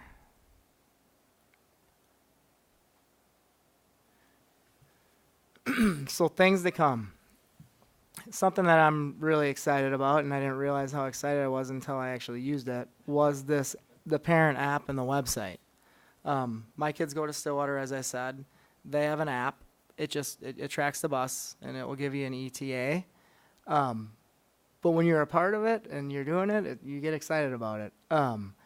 So, like I said, with Nick's kid, there'll be parent communication coming out on how to add it, probably a video. I'd love to get some high school students, as I see some here, involved in maybe training elementary kids on using the scan cards.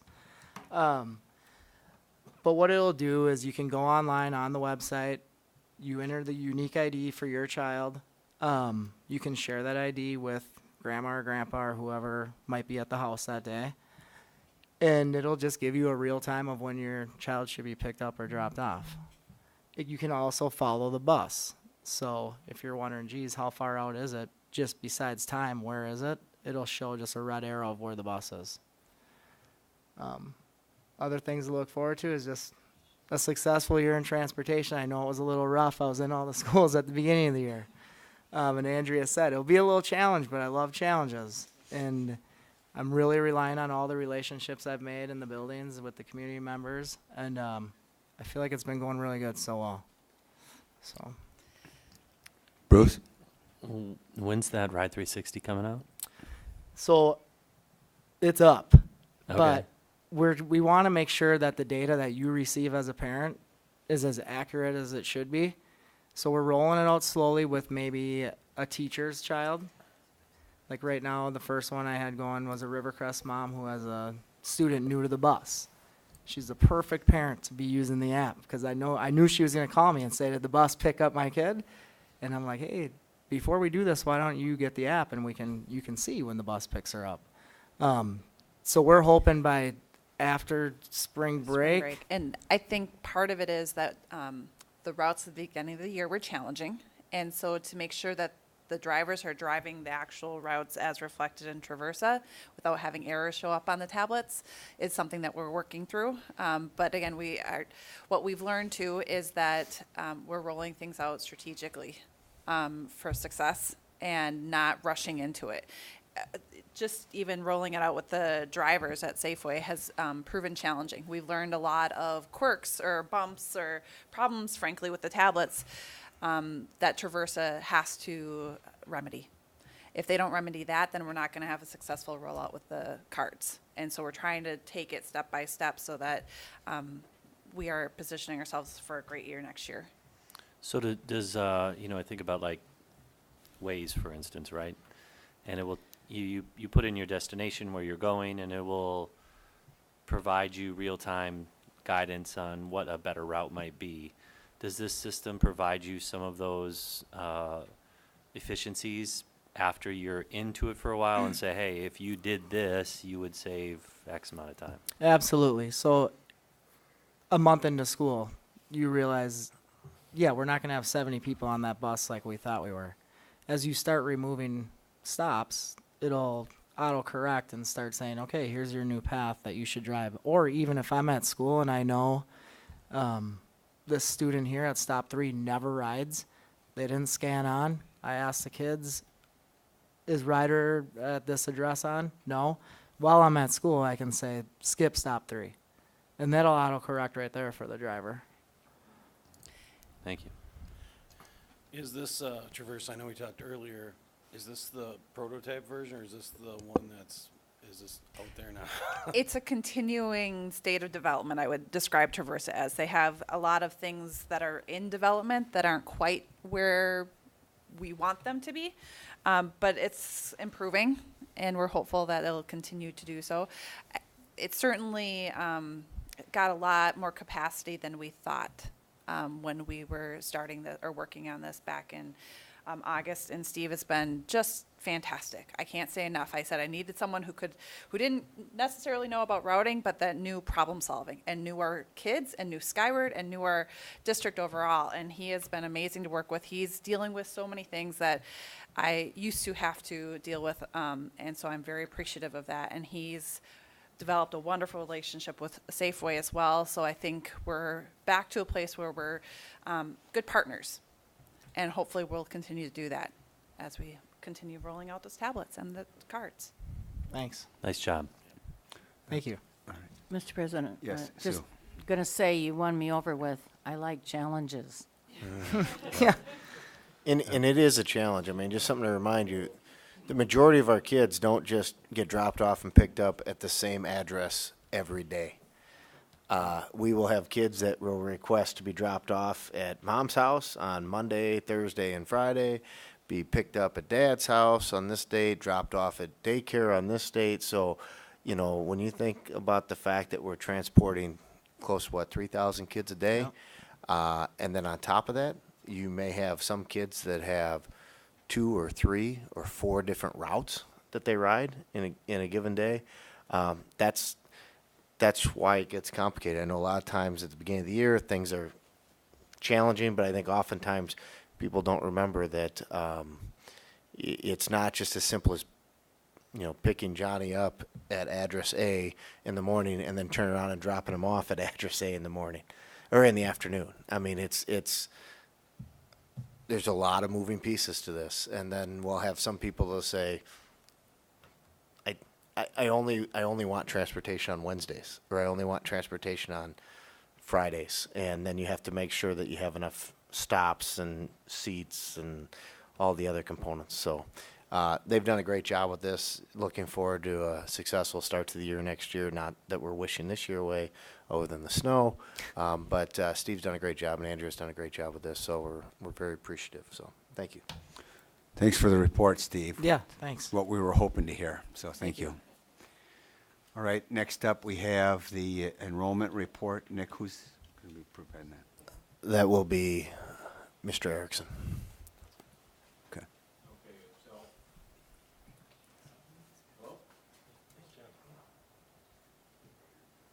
Thank you.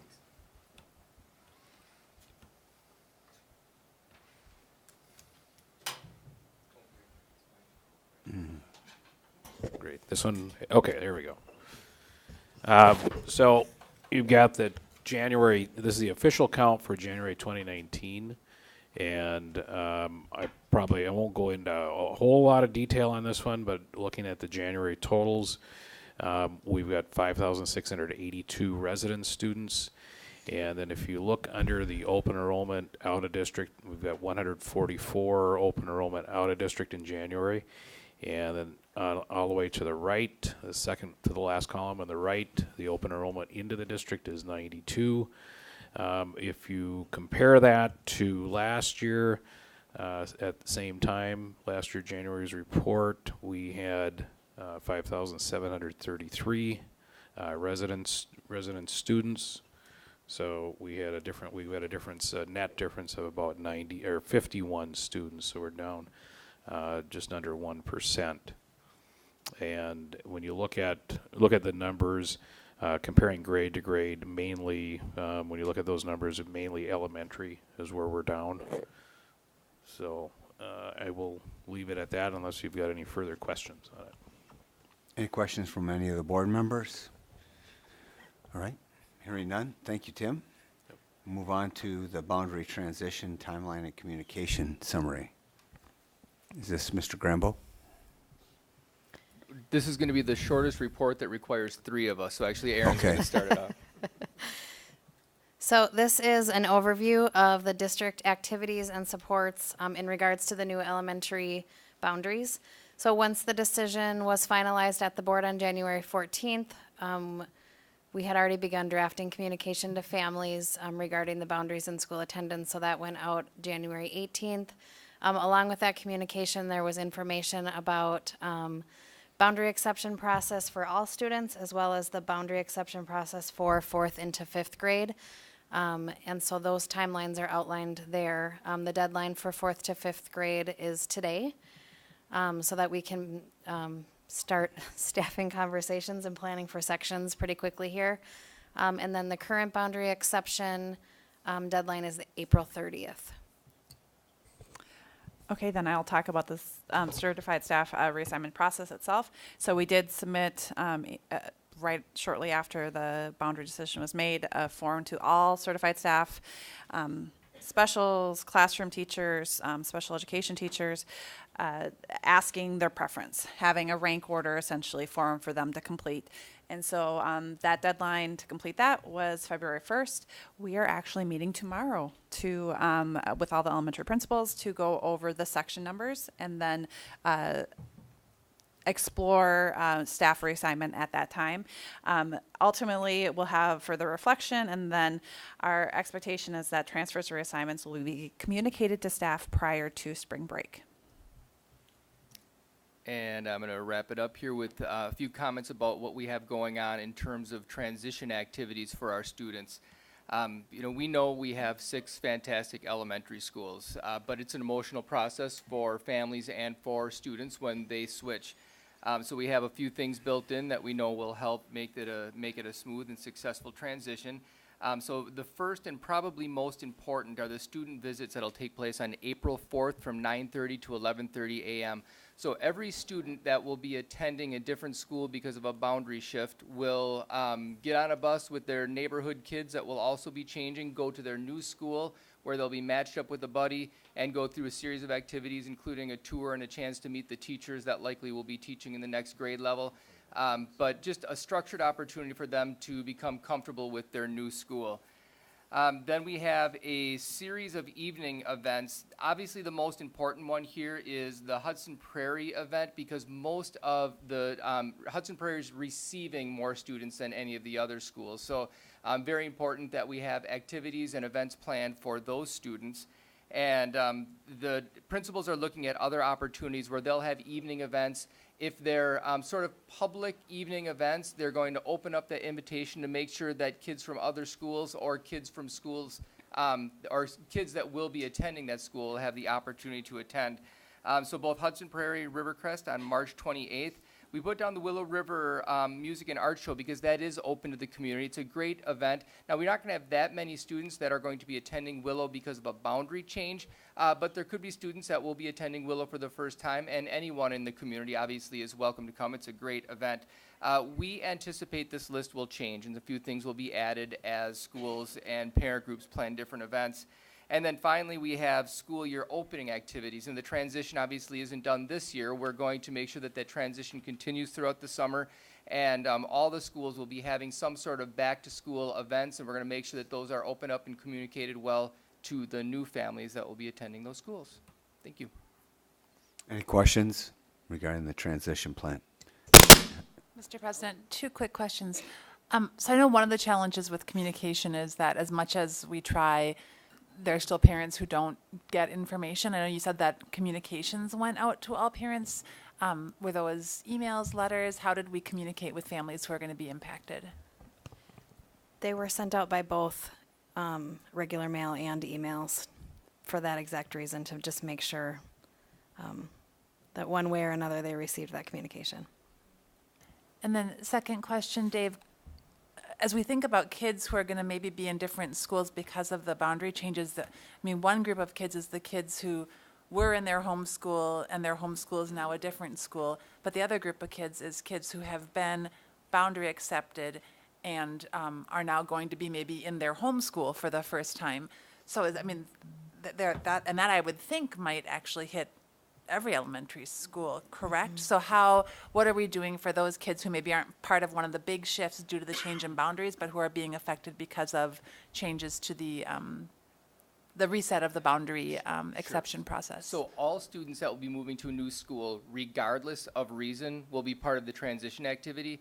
And then for those students that remain in remain at their school, they'll be involved by being the buddy, the receiving buddy that will help guide and direct. But we're not limiting to any particular reason why a student will be attending a new school. If they're attending a new school, they'll be part of the transition.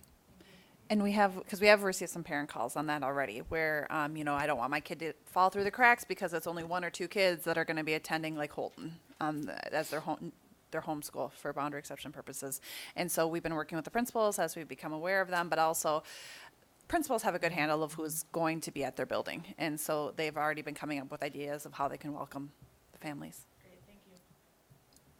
All right, any other questions for that report?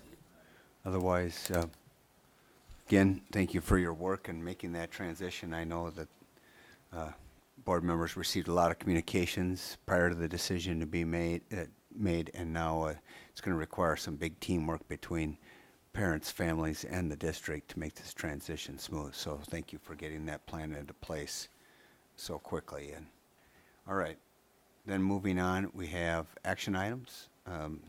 Is there a motion to approve the consent items and the expenditures pursuant to the language?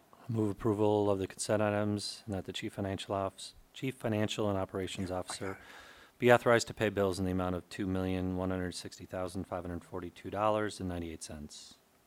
Second. All right, motion by Bruce, second by Bob. All those in favor say aye. Aye. Those opposed?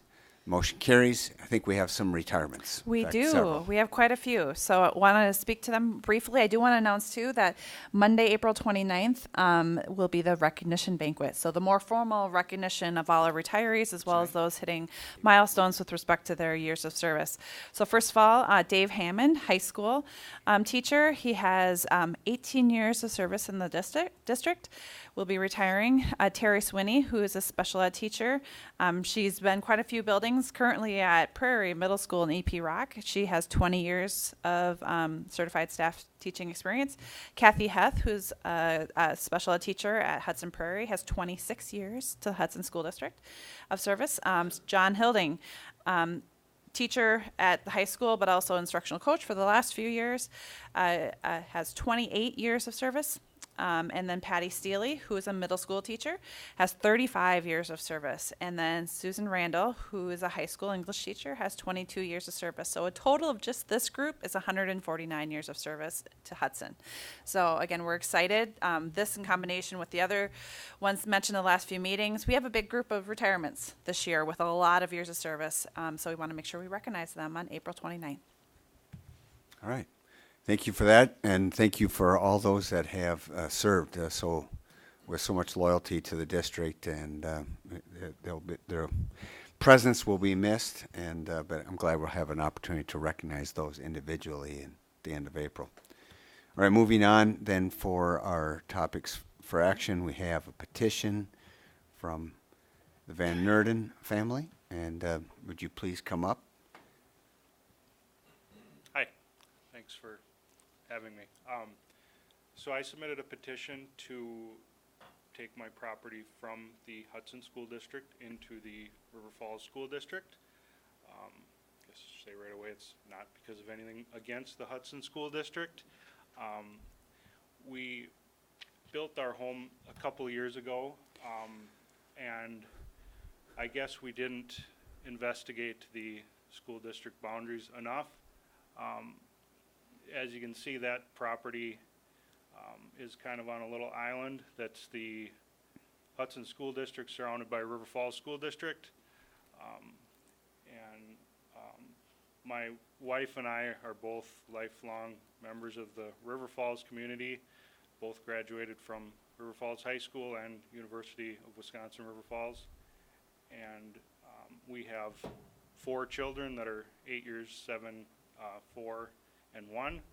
The older 2 currently attend St. Bridget's in River Falls, but our intention is to send them to middle school at the River Falls Middle School. I guess we're just kind of involved in the River Falls community and would prefer to keep it that way. So that's, I guess, why we are petitioning to move to the River Falls School District instead of Hudson. If there's any questions that I can answer that might make it easier for you to go ahead and approve, that would be great. Right. I think one question, I don't know if you can answer or if, somebody from the district like Mr. Erickson, but how long has this particular parcel been in the Hudson School District? I mean, Tim's gonna tell you, I mean, we wouldn't probably have that. Yeah, it's been in the district for many years. I don't have an exact date, but it's been a long time. We've had that island there. It was a vacant property prior to, my dad actually purchased the entire 33 acres, and then we in turn purchased 6 acres from him to build our home on. We moved from just a mile or 2 south of there on Bierstead Lane. So, from the Hudson, I mean, from the district's perspective, you know, the administration typically doesn't recommend approval, and the reason being is it's essentially not because it's not a good reason or anything like that. It's just it's a shifting of tax revenue from our district to the other district, and then what we try to look at, depending on the situation, here it's 33 acres, which actually could be long-term could be multiple parcels, like a subdivision type of thing. And so, you know, the administration's recommendation, and again, it has nothing, it's not a personal thing, it's been consistent with what we've done every time somebody's brought one of these to us, is we would recommend denying the request. It doesn't mean that he doesn't have, you don't have other avenues, you know, obviously to go through that, but our official recommendation from the administration would be to deny the request based on the fact that we want to be consistent in that. Now, he may go to the appeals, and the state may overturn the district's denial because it's an island. Sometimes that happens, sometimes it doesn't happen. It's just, we want to be pretty consistent, you know, that we tend to deny these requests, because that's one of the things the state will look at during the appeals process is, has the district been consistent in the way they apply, you know, through this. So that's our official recommendation. Mr. President. Bruce. I mean, the same held true when there was a Hudson family that grew up in Hudson, went to Hudson. They're open enrolling their children into Hudson. They literally live right across the field from me. Same situation. It's an island. It's part of Somerset, and all the land around it is part of Hudson. Now, as a board, we would approve that request to come into our district, but Somerset in turn would deny it. Much like, you know, for me, I support that as well, because it's a revenue situation. Again, nothing personal from that perspective, but for us, you take that revenue opportunity out of our district, and it just opens up a number of potential situations and issues. And the other thing that, you know, I think about here, specifically in the town of Troy, you know, the city's looking to annex additional property south, and I'm not sure if this is exactly south or where it's at. It looks like it's close to 35 that goes down, so it's a little bit south and maybe, I guess, not straight south of the river crest. But ultimately, you know, for that reason, I would say, you know, Nick, we've been very consistent with that as a board since I've been on for the last 6 years. All right. Any other questions? Otherwise, I entertain a motion. I had one other comment. Sure. If it would help, you know, my piece where my home is built is the small 6-acre part on the north. We would consider just changing that small parcel, if that helps the financial aspect of it. My dad does live on the other part of that property, and he said I guess he doesn't have any children in school, so it doesn't really matter to him. He just thought that since we were doing this to go for the whole thing, but from what you say, that is a concern for you guys. For me, it's not financially driven whatsoever. So would that make any difference to just my 6 acres that my home is built on? Would you consider approving that tonight?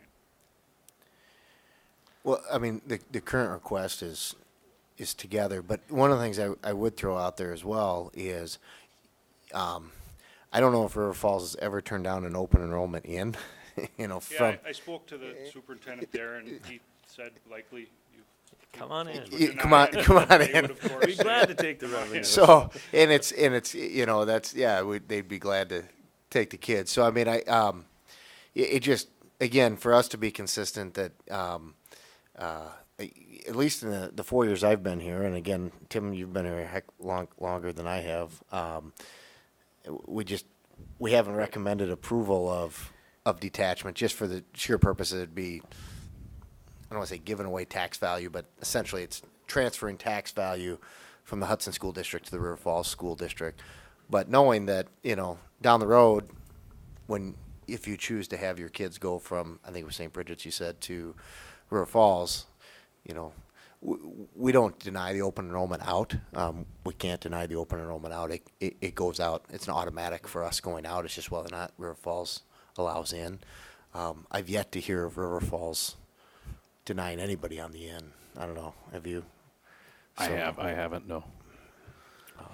But it's important, yeah, it's important that the board be consistent in their decisions. And there is an appeal process for the landowner. And as Nick said, there's an appeals board, and their decisions, it depends on. There are parents on that board as well, so well, they take that into account. So. All right. I think, Yes. Go ahead. Oh, I was just going to go ahead and make a motion, but. Well, I was just going to say briefly, I am certainly sympathetic. You know, you probably realized one day after moving that, wow, that didn't make a lot of sense. You look at it on the map. Because of kind of the development rush from River Falls moving north and Hudson moving south, you know, even if River Falls had any history of denying open enrollment, I mean, I don't think there's any doubt your kids will be able to attend River Falls schools. Right. So, you know, that's to be consistent, though. You know, with what Bruce had mentioned happened in Somerset, I have a friend that kind of went through the same thing years ago. And I'll just say that, you know, certainly nothing against your reasoning. But Right. Is there a motion? I'll make a motion, even though it is very difficult. But as Bruce mentioned, he's giving you a history, so we're not doing anything inconsistent here. But I will make the motion then to deny the petition for the Van Noorden family to transfer property from Hudson School District to the River Falls School District. Second. There's a motion, a second. Any further discussion? Hearing none, all those in favor say aye. Aye. Those opposed, the motion carries and the petition is denied. Good luck with your appeal. Thank you. All right. Thanks. Next up is the approve the weather makeup plan, and Nick laid out some of those components. Do we have something that is at all in writing or something that we can review and put in form of a I motion? will share it with Tim. And if I could just make one clarification. Sure, yeah, you do the intro. All right. Well, just a quick clarification. We had talked about the late starts and the early releases, and there are 2 late starts, February 28th and April 11th, and then an early release on May 24th. Those would be the 3 that we'd be recommending canceling. There will still be 2 other early releases that are designed for teachers to do their assessment. So those wouldn't be included in that package. That's where we come up with the 6 hours. Okay. Mr. President, Yes, Carrie. I guess maybe this is a question for Dave or anyone. For the April 19th date, will that also be that 4K students would attend on that day? So if we would cancel a day, we'd cancel for 4K as well. I'm sorry. So if we bring it back. Oh, no, if we bring it back, I'm sorry, on April 19th, yes, it would be for 4K as well. Yeah, we'd keep that consistent. Yep. Even though many of the 4K providers, the partners, community partners are faith-based. Only 2 or 3 out of the 12. So they would as well. Yes, but it would be obviously be a parent's decision whether or not they would send their child to attend. But because during that time, that's a public school Sure. entity during those 2 hours and 40 minutes. Okay, thank you. Okay, so there we have up on the screen that the mention of the 2 extra days that were built into the calendar, and so now to make up the other 4, and I say plus lost days because we are not done, obviously, with our snow or weather events, as we learned last year. What was that, on April 16th, Nick? We got hit with 30 inches. So, Yes. Anyway, well, so number 1 is remove late starts and the 1 early release on May 24. And to clarify, it was 2 late starts, as Dave just clarified.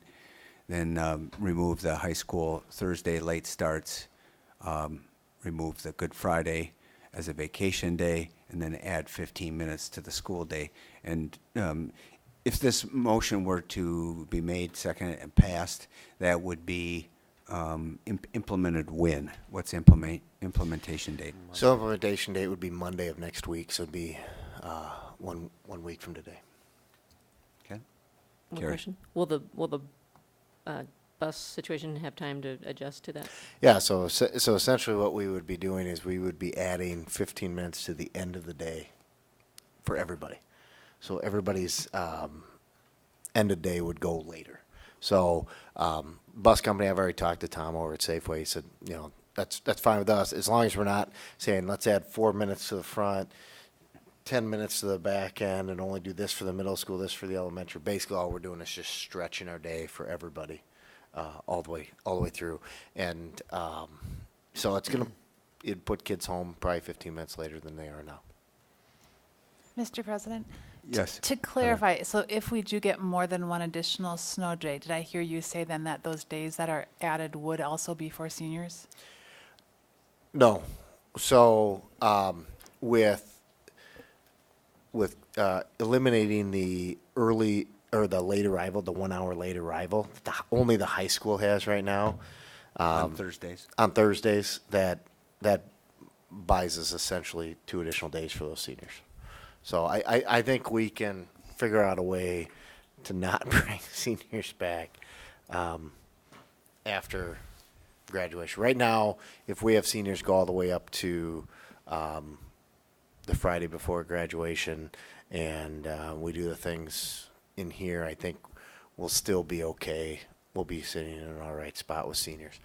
But so the first snow, so let's say we have a snow day tomorrow. And for the cameras, I'm not calling a snow day tomorrow. I'm just saying if we did, hypothetically, if we had a snow day tomorrow. And no further after that. And no further after that.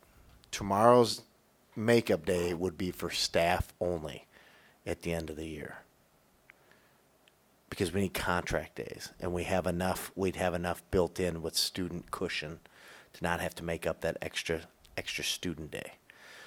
If we have 2 days, tomorrow and another day, then that second day students would have to make up. That would be on Wednesday the 12th. Would start on Wednesday. For everyone except seniors. For everyone except seniors. Yep. Mr. President? Yes. Has the DPI, or I know the governor hasn't said anything, but has DPI made any statements regarding this? Because people are saying, well, in Minnesota they did it. They did a blanket. So DPI has made a statement. The governor's made a statement. First of all, the governor does not have the statutory authority to waive days. In Minnesota, apparently he does, but in Wisconsin, the governor does not. In addition, DPI does not have the statutory authority to blanket waive days across the state. Now, you can apply for a extenuating circumstance waiver, which DPI has already come out and said cold and snow days are not considered extenuating circumstances in the state of Wisconsin. So it would be more like a tornado comes through in April and wipes out one of your buildings or multiple buildings in your district. You can't finish the year. Those are the kind of things that those are for, not because people. That's extenuating circumstances. Yeah, not because people don't want to go in June. So they've been very clear. They've put that out statewide that they have no intention of granting any type of request short of the type of extenuating circumstance that I'm outlining. And thus the reason why we have other school boards that are acting earlier than we are in getting this corrected. Absolutely. Yep. Right. Any further discussion? Otherwise, I entertain a motion. Well, just one quick comment, and then I'll make a motion. There's probably a lot of stuff that happens Thursday mornings. So just to make sure that people have some ideas and plans and communication goes out as soon as possible on it. I think there's like jazz band or something Thursday mornings during that hour time frame. It shouldn't be with our instructors. I mean, because our instructors would be in their professional development. So, do they just do their own thing then? And I'm sure they just jam. Somebody put that in the minutes. Sandy's talking about jamming. Yeah, there's. No, there's no doubt about it. I mean, the times that we earmark for professional development or these different things, we feel they're important. Obviously, we wouldn't earmark the time if we didn't think they're important, but we're kind of getting into that anomaly type of year. Yeah, totally. Where we're just kind of like, hey, yep. We're trying to balance those things. I think I think it would behoove us to have a conversation in the next, couple months, maybe once we finish the year, and kind of maybe as we talk about our June or July board meeting, and say, hey, let's set a protocol for snow makeup days, and we're going to set it at the beginning of the school year, so everybody just kind of knows what the plan is going to be, so people can kind of plan around it. We have some people have said, well, I have a vacation plan for Monday the 17th, or, what do I do? Those types of things. And obviously with kids, we can talk through some of those things. With staff, it's some more challenging situations. I mean, right now we have summer school planned to start June 17th. We kind of have 3 days there at the end of the year right now to work with, that we're trying to protect, because I think there's a strong possibility we're going to have some more snow days. Well, Dave, your history with the district is probably almost as long as mine as far as a constituent. I've either had kids in the district or been on the school board since 1993. So I only remember us adding on days maybe a couple times in that entire time.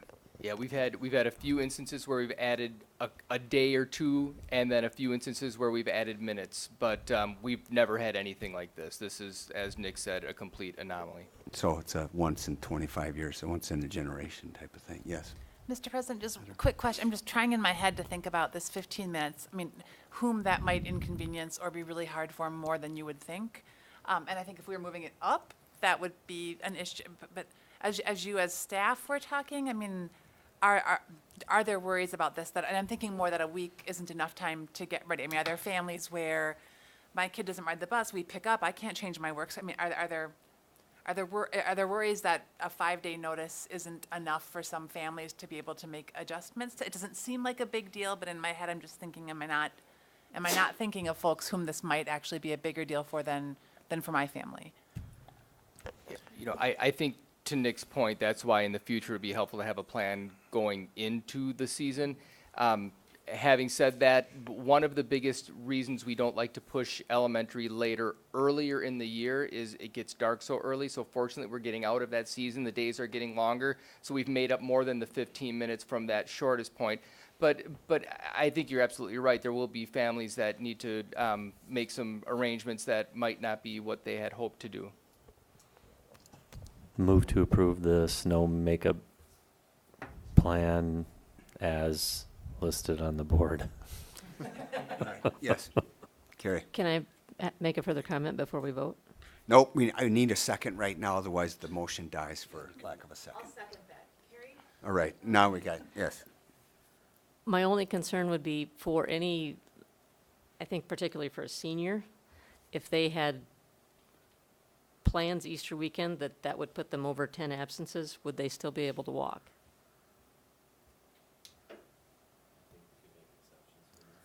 Well, and I would hate for a senior then to take advantage of that, but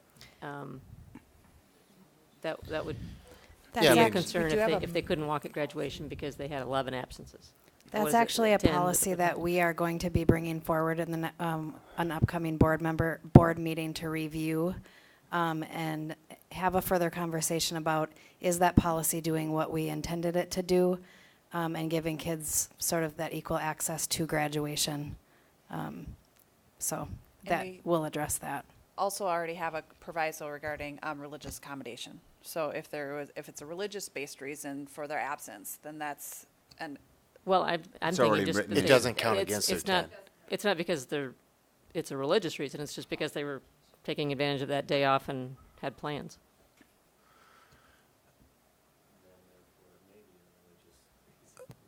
Yeah,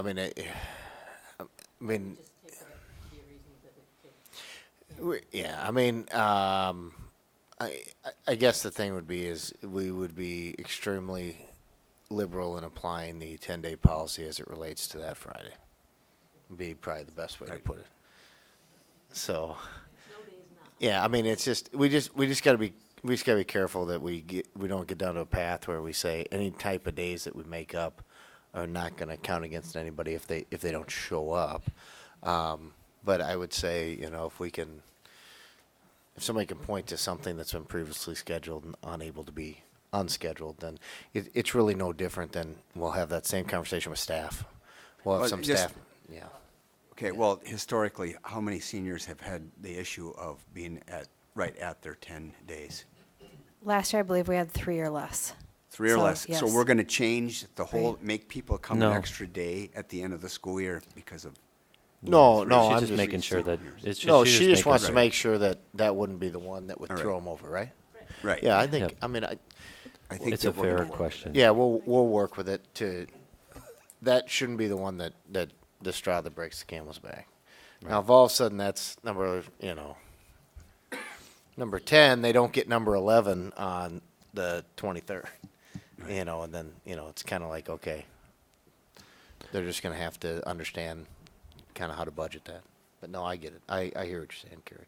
We want to be fair. And as far as not giving it more notice, it's just every week we delay implementing, the less time we start to bank. I mean, that's kind of the thought process behind starting next week. All right. Any further comments or questions, concerns? Hearing none, all those in favor of the motion, say aye. Aye. Those opposed, the motion carries. Now, we've completed our action agenda, but we have a motion or, Move to Yes, thank you. consider a motion to convene to closed session pursuant to Wisconsin statute 19.85, parent 1, parent F, to consider social or personal histories of such persons, which, if discussed in public, would be likely to have a substantial adverse effect upon the reputation of any person referred to in such histories or data. Second. all right, this requires a roll call vote, and we'll start with Bauman, Aye. Hanson, Aye. Katas, Aye. Logland, Whitaker, Aye. Johnson, aye. We move into closed session, and from which we will adjourn.